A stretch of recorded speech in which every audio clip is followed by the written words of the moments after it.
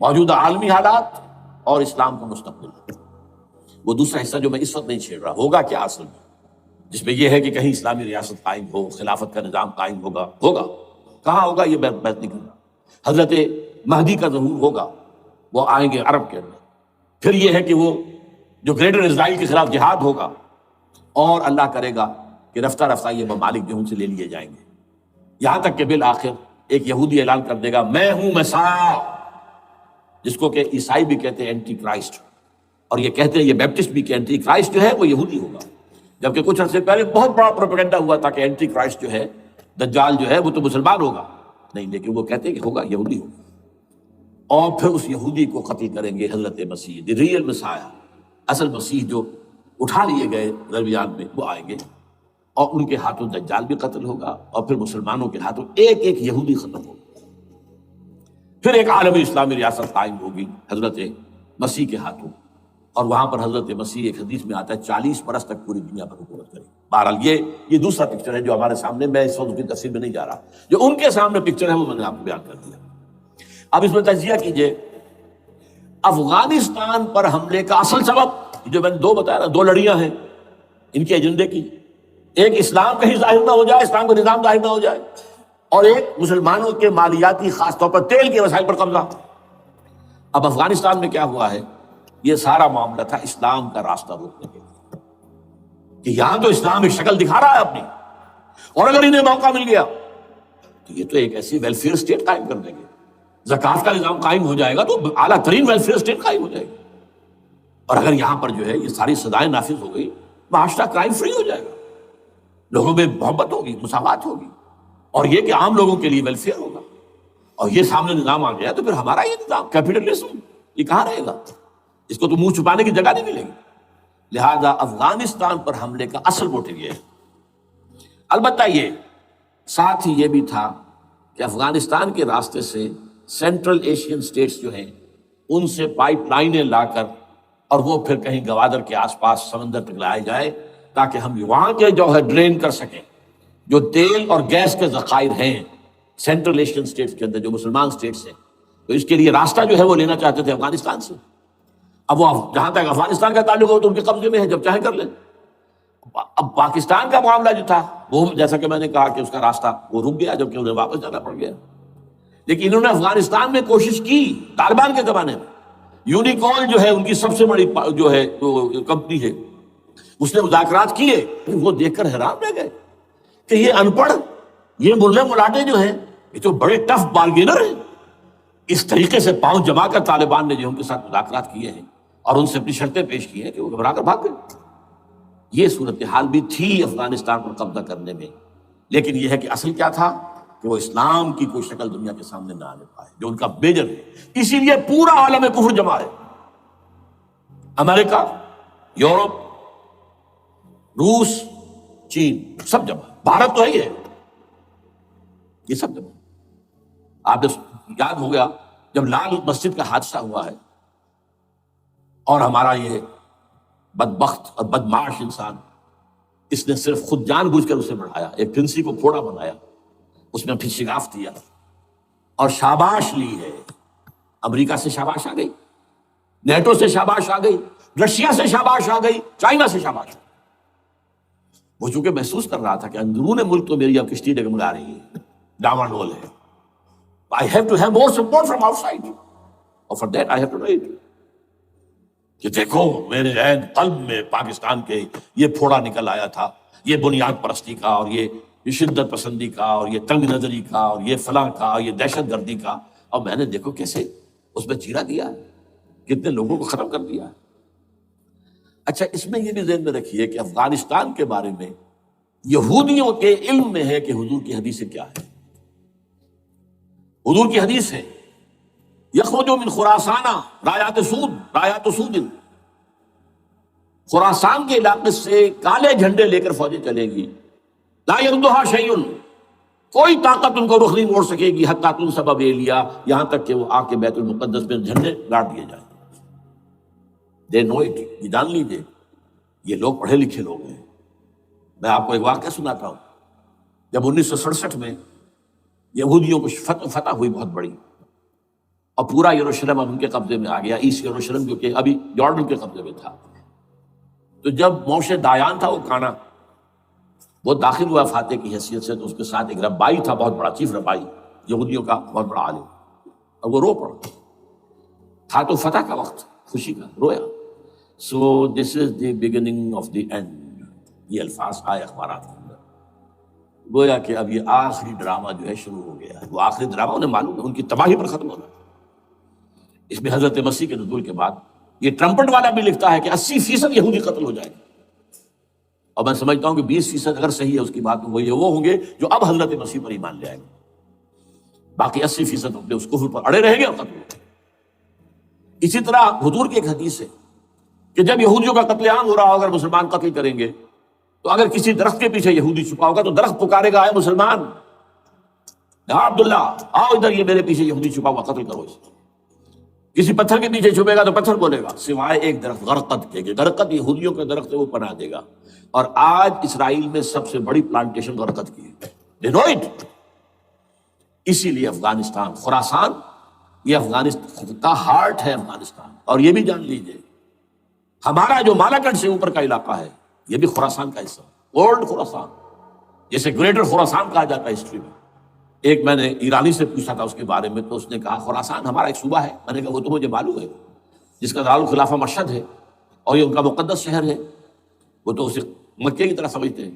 بہرحال میں نے کہا میں پوچھ رہا ہوں پرانا خراسان بزرگ، تو خراسان بزرگ کا انہوں نے بتایا پورا افغانستان اس میں شامل ہے۔ اور پھر یہ اسٹیٹس جو ہیں سینٹرل ایشین اسٹیٹس، اور ایران کا ایک حصہ اور پاکستان کا ایک حصہ، یہ جو مالاکنڈ کہلاتا ہے۔ اور یہ بڑی معنی خیز بات ہے کہ وہیں مالاکنڈ سے تحریک چلی ہے، جو اصل تحریک ہے طالبان پاکستان، وہ سوات سے چلی ہے۔ بہرحال اس وجہ سے، اس پہلو سے یہ جو ہے افغانستان پر حملے کا سب سے بڑا سبب وہ تھا۔ دوسرا جو تھا وہ یہ کہ ان کو جو پائپ لائن لے کے آنی تھی اس کے لیے، لیکن وہ ظاہر بات ہے کہ اس نے جو ہے جو طالبان نے وہ ان کی چکمے میں نہیں آئے۔ اس پر ایک کتاب ہے کہ جو انگریزی میں ہے، عابد اللہ جان کی، Afghanistan the genesis of the last crusade, Afghanistan سے آخری صلیبی جنگ کا سلسلہ شروع ہو رہا ہے۔ بہت جو ہے چشم کشا ہے، معلومات افزا ہے، انگریزی میں ہے۔ اچھا، عراق میں معاملہ برعکس تھا۔ عراق میں تیل کا معاملہ بھی تھا تو صرف امریکہ کا تھا۔ جو یورپ ہے وہ زیادہ تر کیسپین کے ایریا کے تیل کی طرف نگاہیں رکھتا ہے۔ یہ جو ہے یہ اصل میں سارا جو ہے یہ امریکہ کا معاملہ ہے۔ اور دوسری طرف یہ کہ یہاں کو مذہبی سلسلہ نہیں تھا، حالانکہ تھا، وہ یہودیوں کا تھا۔ وہ کیا تھا؟ Extension, first step towards the establishment of greater Israel. یہ بات اچھی طرح سمجھ لیں۔ یہاں پہ تیل کا معاملہ بھی، میں نے کہا تھا نا، دو لڑیاں ہیں جو چل رہی ہیں۔ تیل کا معاملہ یہاں خاص طور پر عراق کے اندر زیادہ، افغانستان میں بہت کم۔ لیکن یہ کہ یہاں پر بھی جو اصل ہے، بیہائنڈ دی سین، جو اصل چیز کیا ہے کہ گریٹر اسرائیل کے قیام کی طرف پہلا قدم۔ میں یاد دلاتا ہوں آپ کو، جب فرسٹ گلف وار ہوئی تھی جس میں عراق کا بھرکس نکال دیا گیا تھا، اس کے اختتام پر کہا تھا شوارز کرافٹ، جو ان کا کمانڈر ان چیف تھا الائڈ فورسز کا، اس نے صاف کہا تھا، مجھے آج تک ایک ایک لفظ یاد ہے، we fought this war for the protection of Israel. اور اب جو ابھی ہوا معاملہ، جب صدام گرا ہے، اس کا مجسمہ بھی گرا ہے، تو اس کے بعد وہ شخص، وہ بدبخت، وہ خبیث جو ابھی پڑا ہوا کومے میں، شیرون نے کہا تھا ان قریب عراق پر ہماری حکومت ہوگی۔ اور اس سے پہلے تو ہم صرف عراق میں سے یوفریٹس تک کا علاقہ مانگتے تھے، دریائے فرات تک کا۔ اب ہمارا مطالبہ یہ ہے کہ ہم تو در حقیقت دجلہ تک جائیں گے، دجلہ، تاکہ پورا کا پورا جو فرٹائل جو دو آبا ہے، دجلہ اور فرات کے درمیان کا بہترین علاقہ، وہ سارا ہمارے پاس۔ اس سے آپ اندازہ کر لیجیے کہ یہ دونوں چیزیں جو ہیں دونوں جگہ موجود ہیں۔ وہاں مذہبی زیادہ ہے افغانستان کا، لہذا یہاں بہت بڑی جو ہے کولیشن بن گئی۔ عراق میں تو وہ کولیشن نہیں بن سکی، یورپ بھی ساتھ نہیں آیا، امریکہ had to go it alone, اسے کرنا پڑا ہے۔ زیادہ سے زیادہ کوئی ٹوکن، آسٹریلیا کا کوئی ٹوکن معاملہ، جو ہے وہ برطانیہ کا کچھ ٹوکن ٹائپ جو ہے، وہی یہ کامن ویلتھ پرانی جو ہے چلی آ رہی ہے، اس میں شاید کینیڈا کا، باقی تو کوئی. یہ جو آل ورلڈ کولیشن بنی تھی وہ افغانستان کے خلاف کیوں ہے؟ یہاں سے اسلام کی ریسرجنس کا اندیشہ ہے. یخرج من خراسان رایات سود لا یردها شیء حتی تنصب بایلیا. حضور کے زمانے میں ایلیا جو ہے وہ کن کے قبضے میں تھا؟ عیسائیوں کے. اس کے بعد ہمارے قبضے میں آیا، لیکن پھر کروسیڈرز نے ہم سے لے لیا تھا، اور 88 برس وہ عیسائیوں کے پاس رہا، 1099 عیسوی سے لے کر 1187 تک. اب پھر یہود کا قبضہ ہے. پہلے عیسائیوں کا تھا، اب یہود کا. اب ان سے لینا واپس، پہلی مرتبہ بھی عرب نہیں لے سکے تھے، کھونے والے عرب تھے، واپس لینے والا کرد تھا صلاح الدین ایوبی رحمۃ اللہ. اب بھی کھونے والے عرب ہیں. مصر اور شام اور اردن تینوں کا مقابلہ کیا اس نے، اسرائیل نے، اور قبضہ کیا پورے ویسٹ بینک پر، گولان ہائٹس پر، سینائی پیننسولا پر، اور یہ کھو دیا ہم نے اپنے ہاتھ سے. اور اب بھی عربوں میں تو کوئی دم نہیں ہے، کوئی جان نہیں ہے. ان کو عیاشیوں نے، دولت مندی نے بالکل تباہ و برباد اور کھوکھلا کر کے رکھ دیا. بہرحال یہ جو چیزیں میں نے آپ کو بتائی ہیں، یہ تو وہ پلانز ہیں جو سب شیاطین جن و انس کے پروگرام ہیں. وہ جیسے کہ کبھی کہا تھا خمینی صاحب نے، شیطان بزرگ، دی گریٹسٹ سیٹن، امریکہ. اصل میں امریکہ، اور اس کے پیچھے حقیقت میں یہود. سامنے امریکہ، پیچھے یہود. بالفعل کیا ہوگا یہ تو پھر اللہ ہی جانتا ہے کیا ہوگا. وَمَكَرُوا وَمَكَرَ اللَّهُ. کافر اپنی چالیں چلتے ہیں، اللہ اپنی چال چلتا ہے.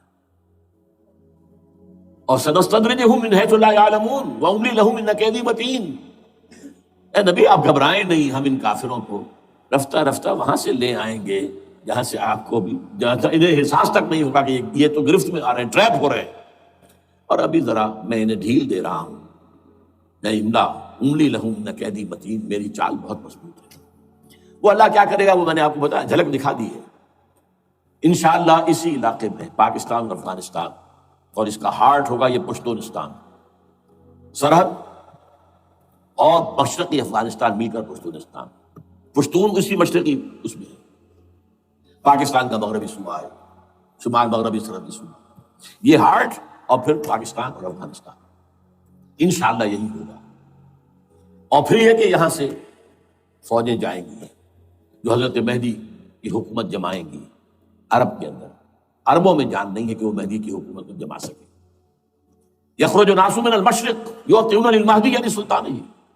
مشرق کی طرف کے کسی ملک سے فوجیں آئیں گی جو مہدی کی حکومت قائم کریں. عربوں میں دم نہیں. بہرحال ہوگا کیا وہ میں نے کہا کہ یہ تو اللہ کے ہاتھ میں ہے. اب یہ کہ کرنا کیا چاہیے، یہ ہے میری تقریر کا آخری حصہ. دیکھیے ذوالفقار مرزا نے جو کچھ کہا اور سید قائم علی شاہ نے، میں خوشائند سمجھتا ہوں کہ طالبانائزیشن اور ہے، اسلامائزیشن اور ہے. ٹھیک ہے، چلیے آواز مکے اور مدینے.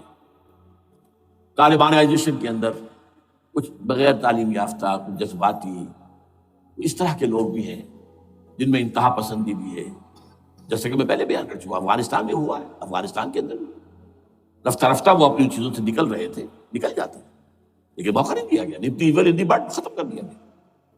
اسی طرح ہمارے سرحدی صوبے میں جیسا کہ میں بتایا 3 قوتیں برسرکار ہیں. Who knows it؟ کون کیا ہے.